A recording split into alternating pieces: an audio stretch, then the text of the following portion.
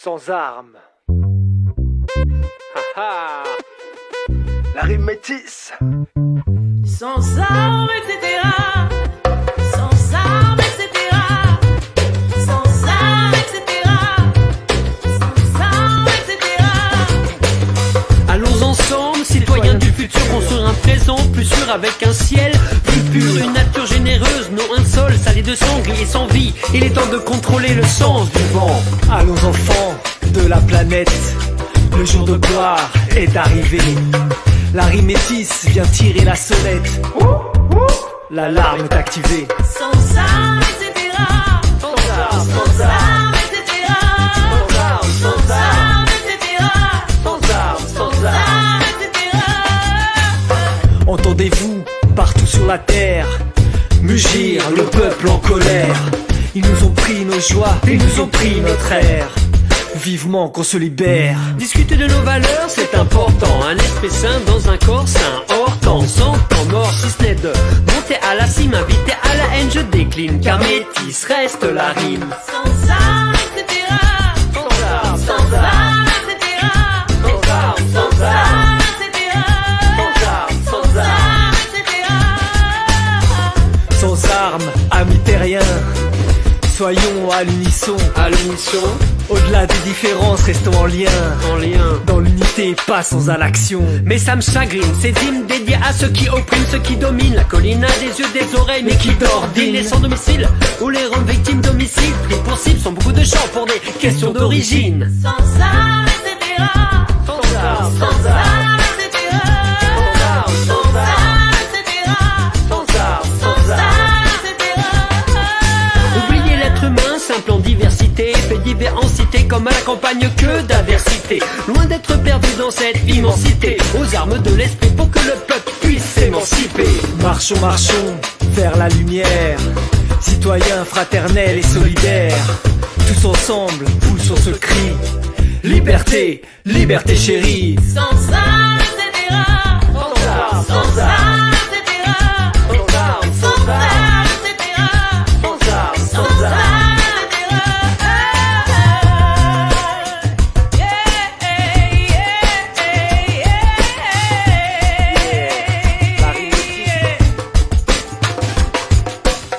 La rime métisse avance Sur le chemin de la non-violence.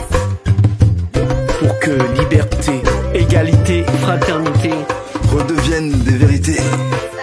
Toutes les cultures. toutes les couleurs. Unissons-nous sous ces mêmes valeurs. tous ensemble, animons les âmes. Soyons complices. Sans armes. Sans armes, sans armes, sans armes, sans armes, Sans armes, la rime métisse et sans armes. Sans armes, la rime métisse et sans armes. Sans armes, la rime métisse et sans armes. Sans armes, la rime métisse et sans armes. Sans armes, la rime métisse et sans armes. Sans armes, la rime métisse et sans armes. Sans armes, la rime métisse et sans armes. Sans armes, la rime métisse et sans armes. sans armes, etc. Sans armes, etc. Sans armes, etc. Sans armes, etc.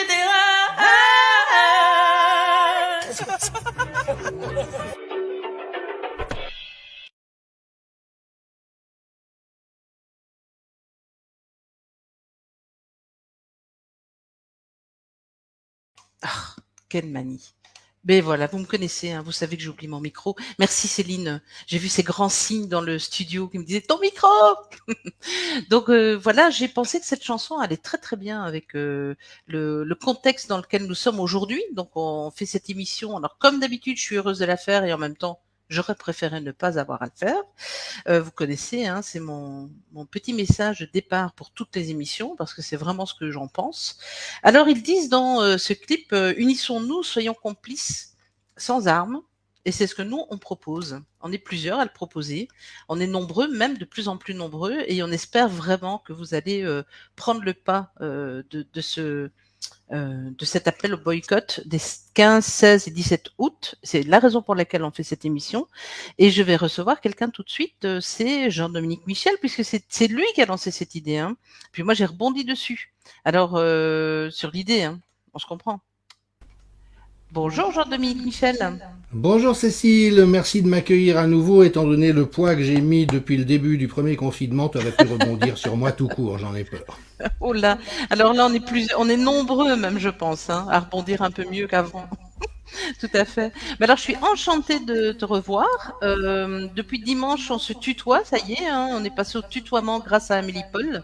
Grâce à nos amis québécois, qu'on salue Eh bien oui. sûr. Et oui, on les salue, c'était une très très belle émission. Et puis aujourd'hui on va faire aussi quelque chose de très intéressant parce que l'idée c'est de relancer cet appel au boycott.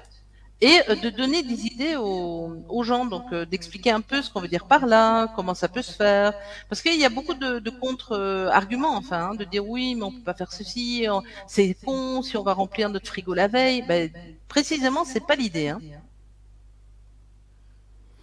Mais comment dirais-je, tu vois, moi ce qui me frappe vraiment, et puis évidemment que c'est en lien avec cette idée, mais depuis le début de notre opposition, c'est à quel point on est peu efficace. Et je blâme personne, je prends le blâme pour moi aussi, mais c'est comme si on avait fait une dépense d'énergie, je crois, à la mesure des enjeux qui se posent et de la résistance qu'on doit opposer, et puis en même temps dans des directions qui manifestement portent peu ou portent pas.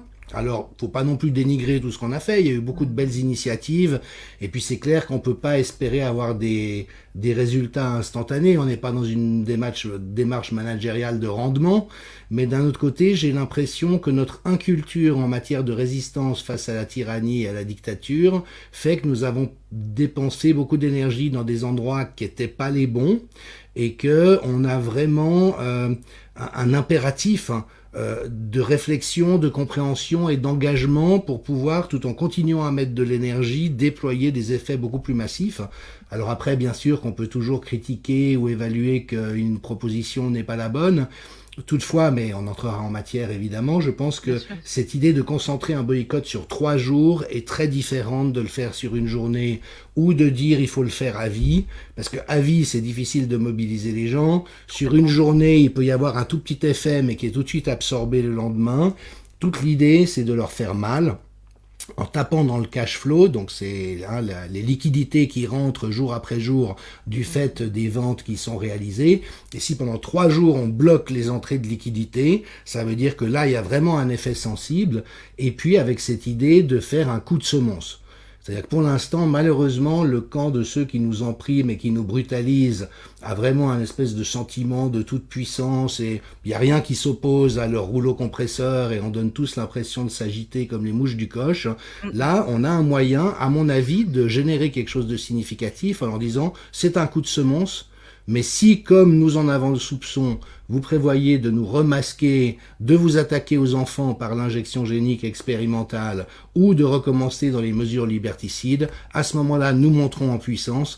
Et la vérité, tu le sais comme moi, Colin Serrault et d'autres l'ont dit il y a très longtemps, c'est que la puissance est de notre côté et que nous aurions les moyens de les mettre à genoux en quelques jours si nous savions comment faire. Donc l'idée, c'est de trouver ce chemin ensemble. C'est une proposition, il y en aura d'autres, mais je pense que c'est une belle opportunité avec de surcroît un risque, c'est-à-dire que si on se plante, ça ne fera que les conforter dans le fait que nous ne sommes pas capables de mettre en œuvre une résistance efficace. Et puis beaucoup de gens me disent oui, mais si on n'est qu'1 million ou 500 000 personnes, ça changera rien. Détrompez-vous. La réalité du cash flow, c'est qu'il y a beaucoup d'industries aujourd'hui qui ont des marges relativement restreintes et qui sont à flux tendu. Et même si, tu sais, en Suisse, il y a eu des référendums, donc on sait qu'il y a à peu près 40% de la population qui s'oppose aux mesures qui sont imposées. Si donc 40% de 60 millions de Français, ça fait 24 millions de Français. S'il y a même 10% de ces 24 millions de Français, on arrive à leur mettre une monstre baffe. Donc je crois au contraire que c'est une opération potentiellement très efficace qui est à notre portée et qui peut changer la donne, Inch'Allah. Inch'Allah, oui, absolument.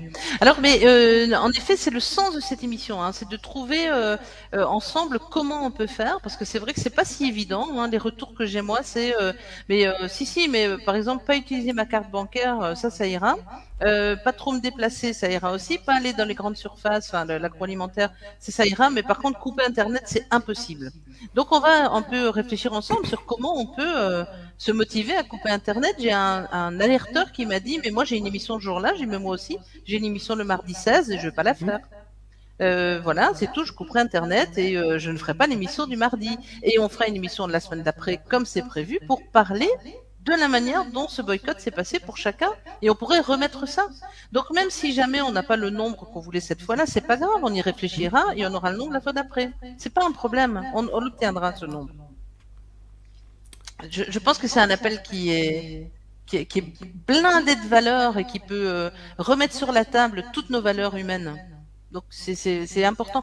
Ça me fait penser, j'ai partagé cette semaine une citation qui disait les peuples traditionnels nous démontrent tout ce qu'on a perdu. Et précisément, c'est ce qu'on va faire là. Prendre conscience de ce qu'on a perdu et qu'on peut retrouver avec ce boycott. Oui, hein. Oui, et puis je crois effectivement qu'il est important aussi, comment dirais-je, d'éviter tout totalitarisme de notre côté. C'est-à-dire que s'il y a des gens qui ont besoin d'Internet pour gagner leur vie, et alors ils ont le choix, soit ils ferment boutique pendant 3 jours, puis ça évidemment que c'est une action particulièrement efficace, mais quand on part en vacances, on ferme boutique aussi, soit il y a vraiment un motif impératif d'être en ligne ce jour-là, mais c'est pas ça l'enjeu. L'enjeu, c'est par exemple que les réseaux sociaux capitalisent le temps que vous y dépensez avec toutes sortes de stratégies de captation de l'attention, de génération d'addiction, pour s'assurer que quand vous disiez je vais passer 10 minutes sur tel ou tel réseau social, vous vous retrouviez 2 heures plus tard en ayant passé 2 heures, c'est là-dessus qu'ils font leur blé. Donc si jamais vous avez besoin d'internet pour certaines pour certaines raisons, ok, pas de souci, il s'agit pas forcément de rien manger et de rien faire pendant 3 jours, mais d'essayer de restreindre au maximum, parce que si jamais tout d'un coup sur Facebook, au lieu d'avoir, je dis une bêtise, 10 millions d'heures cumulées pendant la journée, ils en ont 5 millions, ou vous voyez ce que je veux dire, à ce moment-là, effectivement, il y a un message relativement clair, et puis sachant que si à un moment donné on doit monter en puissance, notamment pour répondre par hypothèse à une velléité de s'attaquer à nos enfants, à ce moment-là, il faudra prévoir des blackouts beaucoup plus durs, et par exemple en se mettant tous en arrêt maladie pendant quelques jours au même moment pour vraiment planter l'économie. On sait qu'on pourrait par hypothèse aussi bloquer les routes, bloquer les villes, mais je suis tout à fait en accord avec le clip d'ouverture et je te félicite pour tes goûts musicaux, Cécile, qui sont toujours absolument magnifiques. Si tu veux, moi j'ai aucune opposition philosophique à l'emploi des armes et de la violence. Je me suis formé entre autres dans un art martial qui considère qu'il est légitime d'utiliser la somme de violence minimale pour faire passer à l'autre le désir de t'agresser. Et ça peut aller jusqu'à la légitime défense. Donc moi, vraiment, philosophiquement, j'ai rien contre l'usage de la violence. C'est une question qui s'était posée pendant la Résistance, où tu sais qu'ils conduisaient des opérations de sabotage qui entraînaient des représailles sur les populations civiles. Donc il y avait beaucoup de gens, alors à la fois bien sûr chez les vichistes, mais aussi au sein de la Résistance, qui disaient mais ne faisons pas ça parce que ça va créer des dégâts. Mais en l'occurrence, ils sont tellement armés, ils sont tellement psychopathes. On a vu avec Macron face aux Gilets jaunes de quoi il est capable. On a vu au Canada avec les routiers de quoi ils sont capables. Donc ça veut dire que temporairement, ces moyens d'opposition qui sont légitimes dans une démocratie, qui sont pas violents, mais qui sont physiques, deviennent compliqués. Ok, à ce moment-là, on se déplace et on tape là où ça leur fait le plus peur et le plus mal, c'est-à-dire le porte-monnaie, étant donné que ce sont des accros du profit et des enragés du bénéfice et du pouvoir qu'ils prennent sur les autres. Et donc voilà le sens un peu de la proposition. Oui, mais c'est exactement ça. Alors je lisais un message qui disait Cécile, il y a un écho. Donc je sais que quand je parle, ça résonne en fait, mais je ne sais rien y faire. Il y a un écho. Je ne sais rien faire à ça. J'ai baissé un peu le son de mon micro et puis on verra ce que ça donnera. Mais moi en tout cas, je n'ai pas de prise là-dessus. Alors peut-être que c'est de mon côté, donc je vais passer sur des... Ok, on verra. Voilà, si comme ça on pourra voir, parce que ça peut être effectivement une boucle de mon côté. Merci de m'avoir signalé. Ah, je pense que oui, parce que je ne l'entends plus, mon écho. Absolument. C'est mieux. C'est Merci, l'écho. Jean-Dominique. En Suisse, tu sais que les montagnes, on a beaucoup d'écho. Absolument. Alors, nous avons quelqu'un qui attend en studio, c'est le docteur Olivier Soulier qui a tenu à nous rejoindre. Quand il a appris qu'on allait parler de ça ce soir, il a dit « Oh là là, mais moi je vais être là ». Alors, s'il est prêt, je vais l'accueillir tout de suite. Et puis, lui, il fait un passage, en fait. Il reste pas toute l'émission, mais il fait un passage. Et puis, on accueillera nos autres invités, bien sûr, parce qu'on en a là qui sont prêts à intervenir. Alors, j'accueille Olivier Soulier. Mais bonjour, Olivier. Bonjour Cécile, bonjour Jean-Dominique. Bonjour Olivier. Je trouve que cette action de boycott est très importante. je pense que la population n'a pas conscience de la force qu'elle a, qu'on est beaucoup plus important en puissance que ce qu'on peut imaginer. Il aurait suffi que la moitié ou les 2 tiers de la population disent non, je ne veux pas me faire vacciner pour que ça s'arrête tout de suite. Bien sûr. Et il suffit vraiment. Mais il y a une sorte de sentiment qu'ont les gens qui ne peuvent rien faire. Et ça a été beaucoup amplifié l'été dernier parce que vous vous souvenez de toutes ces manifestations. Oui. Il y avait au minimum 2 millions de personnes et on a eu certaines informations venant du ministère de l'Intérieur, mais des informations un peu plus confidentielles, disant que certains avaient imaginé qu'on se rapprochait des 5 à 6 millions de personnes dans la rue, ce qu'on n'avait pratiquement pas vu depuis la libération de 1945. Et donc, il y avait vraiment là quelque chose de très important. C'est vrai que la presse a tendance à minimiser les actions, ce qui fait que tout le monde se dit, bah, ça sert à rien, regardez, on est attendu dans la rue pendant 15, 20 samedis de suite, et ça n'a servi à rien. Et ça tient beaucoup à la sensation, à la manipulation de l'information. Alors, c'est vrai que je ne me fais pas beaucoup d'illusions. Si ça leur fait très mal, ils vont pas aller le dire publiquement. S'ils sont en grande difficulté, ils vont pas aller le dire, mais on aura probablement l'information. Et c'est pas parce qu'on n'a pas de certitude sur le résultat qu'il faut pas tenter la chose. Jean-Dominique a raison, j'ai pas mal coopéré ou coaché des gens qui étaient dans la distribution. Effectivement, leur marge est très très faible, de quelques pourcents. Et il suffit qu'il leur manque ça pour que immédiatement il y ait 1 mois ou 2 mois qui tombent au niveau du bénéfice et que ce soit très compliqué. Ils ont des marges à 3% dans ces ordres-là. Si vous faites fermer 3 jours, vous leur faire perdre beaucoup plus que 3%, vous faire perdre 10% de leur chiffre. Effectivement, immédiatement, ils passent dans le rouge. Et comme on l'a vu, les gens qui sont là sont vraiment des gens qui sont essentiellement centrés sur l'argent, sur le bénéfice, sur le pouvoir. C'est quelque chose qui doit pouvoir être assez difficile. Il faut vraiment que chacun ait conscience du pouvoir. Et c'est vrai qu'on a beaucoup travaillé depuis le début. L'été dernier, quand la mesure d'obligation de vaccination des soignants est arrivée, on a créé le syndicat Liberté Santé et je compte bien associer le syndicat Liberté Santé à cette action en tant que son fondateur et son responsable de presse, et de façon à ce que le plus de monde possible, c'est aussi à ce titre-là que je suis là, de façon à ce qu'on puisse associer le plus possible l'ensemble des Français, l'ensemble des gens responsables et aussi l'ensemble de tous les soignants. Vous savez que les soignants sont toujours suspendus, vous savez que peu de gens imaginent qu'ils n'ont plus fait quelque chose qui est complètement illégal. On n'a jamais vu ça, interdire aux gens de travailler, mais en même temps interdire de faire un autre job, leur interdire de toucher les acidiques, c'est quelque chose qui n'existe pas. Donc effectivement, aborder d'autres choses. C'est vrai que c'est une grosse question de savoir comment faire. On a souvent le sentiment qu'on est impuissant face à eux. Mais je pense que c'est très très loin d'être comme ça. Et c'est vrai qu'il y a, on imagine assez bien les cabinets ministériels ou l'Élysée où on se réunit avec McKinsey pour dire bon, qu'est-ce qu'il faut faire? Là, pour le moment, ils réagissent pas bien, ils réagissent un peu, et on va prendre telle mesure, etc. On imagine tous à peu près comment ça se passe. Hein. Eh bien, nous, effectivement, il faut qu'on essaie de comprendre comment faire pour les toucher et comment faire pour montrer qu'on n'a pas l'intention. Et je pense que 5 à 10% de la population très motivée peut faire bouger les choses. En tout cas, nous y croyons. Félicitations pour cette idée que vous avez eue tous les deux, à laquelle je veux apporter mon soutien le plus possible. Et c'est d'où mon souhait d'être là avec vous aujourd'hui. Non, mais on est très content que tu sois là, qu'on parle de ça, qu'on fasse cette émission, que les gens soient là, parce qu'on a beaucoup de personnes qui regardent l'émission et je sens que il y a beaucoup de questions. Là, je vais en mettre une à l'écran. Comment le faire savoir? C'est vrai que le mieux, hein, c'est de parler entre nous. Cette émission, on l'a partagée en parlant entre nous. Et puis alors, vous avez fait une affiche aussi. Jean-Dominique, tu veux nous parler de cette affiche? Je vais voir si je peux la partager. Bah, si tu veux, c'est une des beautés de la chose, et merci beaucoup à Olivier de nous apporter tout son soutien, qui évidemment est précieux, et Olivier est un très grand résistant. Mais moi, si tu veux, c'est une idée que j'ai lancée à Saintes, un peu dans le feu de l'action, dans cette conférence que j'ai donnée et à laquelle Olivier participait aussi avec une intervention absolument magnifique.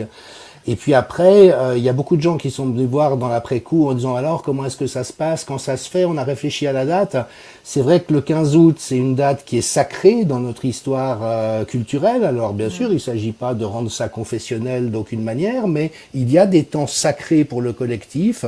Et vous savez peut-être qu'une des définitions étymologiquement du mot sacré, c'est ce qui se réfère à ce qui est inviolable. à ce qu'on ne doit violer à aucun prix. Et malheureusement, depuis le début de cette crise, dans leurs outrances et dans leurs méfaits, les autorités se sont attaquées à tout ce qu'il y a de plus sacré dans notre société, le meurtre des personnes âgées en EHPAD plutôt que de les soigner, le fait d'asphyxier, de traumatiser, de torturer psychologiquement les enfants et les jeunes. Et donc voilà, le fait tout d'un coup d'associer ces 3 jours justement pour avoir un effet de puissance avec cette date du 15 août qui, quelles que soient nos croyances ou absence de croyances, peut quand même signifier un moment où on se respecte les uns les autres dans cette connexion au sacré, nous a paru importante. Et puis cette affichette a été produite par un collectif. Donc tu vois, c'est magnifique parce que c'est vrai que moi, j'ai pas inventé l'idée du boycott. Tout d'un coup, je lui ai donné forme. Et puis ce qui est important, c'est que c'est notre projet à nous tous. Parce que c'est vrai, comme le soulignait Olivier, qu'il y a quand même une certaine frustration, sinon désespérance, qui peut s'installer dans la durée de voir que rien ne semble les mettre en échec. Comme c'est évident qu'ils vont pas lâcher, qu'ils vont pas arrêter de nous maltraiter, finalement, c'est vraiment notre responsabilité de trouver les moyens d'exprimer haut et fort un coup d'arrêt qui soit pas juste des protestations qui mettent à la poubelle. Là, on a une opportunité. Et puis, j'ai presque envie de dire, quant à comment communiquer, qu'il faut aussi utiliser les armes de l'ennemi. Vous savez, mes toutes premières interventions par écrit ou en vidéo du mois de mars 2020, j'avais l'habitude d'être lu par une dizaine de lecteurs sur mon blog en Suisse d'anthropologues de la santé qui n'intéressait personne. Et puis tout d'un coup, l'article que j'ai fait, Covid fin de partie, où je parlais de ce qui se passait à Marseille et des perspectives, a fait 4 millions de lecteurs. Et pas parce que je l'ai voulu, parce que je l'ai pensé, parce que j'ai engagé un cabinet de conseil pour m'aider à torcher une prose qui soit susceptible de plaire aux gens, en jouant sur des basses émotions, parce que tout d'un coup, il y avait dans ce papier des éclairages que les gens ont trouvé intéressants sur ce qui se passait, et surtout qui les requalifiaient dans la perception qu'ils avaient, mais sans avoir les mots ou les concepts ou les analyses pour les... Donc ce que je veux dire, c'est que la viralité, c'est quand même quelque chose de très très réel. Si chaque personne qui reçoit l'information se dit « ça c'est une bonne idée, je relais à 5 personnes », ça veut dire qu'on peut couvrir la France en quelques jours. Donc c'est là où on a tous besoin les uns et des autres, et puisque les réseaux sociaux voilà, qui nous truandent et nous maltraitent de multiples manières sont aussi des relais pour faire ça, bah, ma foi, n'hésitons pas à utiliser ces armes-là. Bien sûr. Alors je partage les commentaires au fur et à mesure où je vois donc des gens qui disent on peut faire des petits mots, les mettre dans les boîtes aux lettres des voisins, on peut afficher l'affichette que vous avez créée. Je la mettrai dans les commentaires, je la mettrai après. Là maintenant ça va être un petit peu compliqué, mais dès que je peux le faire, je le ferai.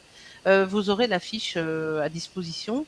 Donc il y a vraiment beaucoup d'idées, le fait d'en parler aussi évidemment, simplement d'en parler. Et donc c'est vrai que c'est un message à véhiculer quoi, vraiment en parler, échanger et échanger parce que il y a beaucoup de résistance, l'air de rien, à passer à l'acte pour ce boycott. Il y a aussi beaucoup de volonté à le faire, donc ça il faut le savoir. Donc en parler autour de nous comme on le fait maintenant, en parler, ben, ça peut amener des tas d'idées aux gens et on va voir que les personnes qu'on va laisser inviter maintenant à nous rejoindre, accueillir, vont donner beaucoup d'idées aussi. Et c'est vrai que moi je parle depuis le début, hein, je crois qu'il y a un souci dans cette crise, c'est que les gens ne parlent pas.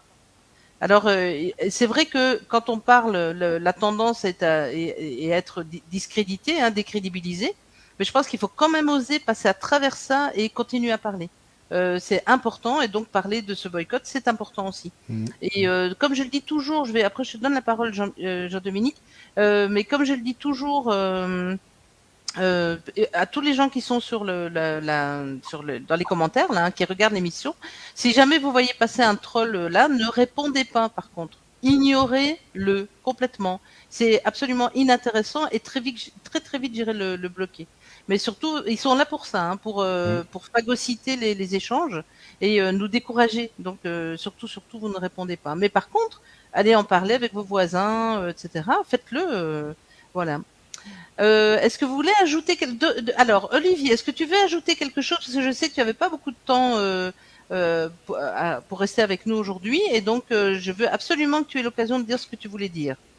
Non, je avant suis pas. Un autre... Voilà, mais je suis pas si bloqué que ça au niveau du timing, mais je vais laisser la place à d'autres. Donc, je pense que j'ai envie de vous dire à tous, ayez conscience de votre pouvoir ne vous découragez pas.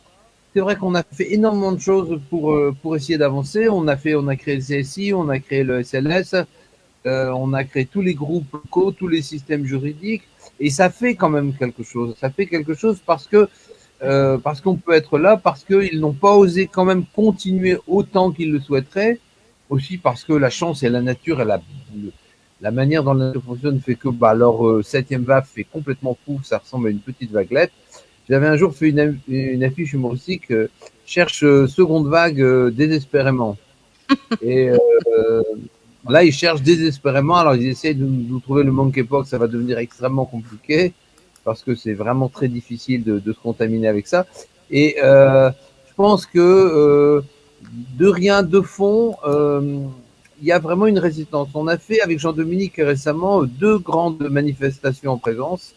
Une à Saintes, où Jean-Dominique a eu cette idée extraordinaire sur scène de faire ce boycott, et une deuxième le week-end dernier qu'on a fait du côté de Toulouse, Oui.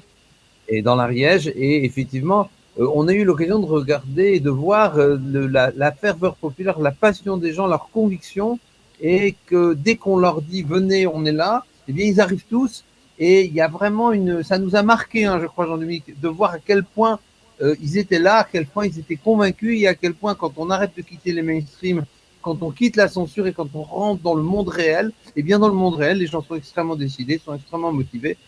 Et là, je vous dis à tous, dans le monde réel, on va leur montrer notre puissance, on va leur montrer notre force, on va leur montrer ce dont on est capable. Voilà ce que je voulais dire. Bien sûr. Merci beaucoup. On a raté cette idée.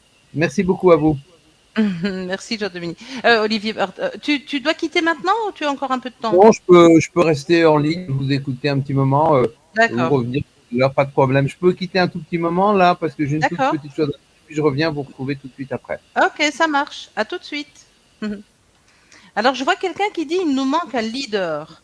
Et c'est vrai que ça, c'est quelque chose que j'ai déjà beaucoup entendu. D'ailleurs, dans le livre du Docteton, j'ai écrit ça. Il n'y aura pas de messie. Il n'y aura pas une personne qui arrivera pour nous sauver. Et ça n'arrivera pas, ça. Le sauvetage va venir de nous. C'est nous qui allons nous sauver. Jean-Dominique, qu'est-ce que tu penses de ça? Mais j'aimerais, si tu le veux bien, revenir Vas-y. 2 pas en arrière, mais ça conduira exactement à la question que tu poses. C'est que c'est vrai que comme nous ne sommes pas aguerris face à l'abus généralisé, on voit qu'effectivement c'est très difficile pour nous tous, et je jette la pierre à personne, c'est une éducation, c'est un processus de croissance dans lequel nous devons être, où par moments on peut être trop agressif ou l'être à un mauvais endroit, comme quand on essaie de convaincre quelqu'un qui a juste rien envie de savoir, et donc ça ne peut pas déboucher sur quelque chose d'utile, mais après aussi avec le risque d'être trop gentil ou trop complaisant face à des gens qui nous abusent.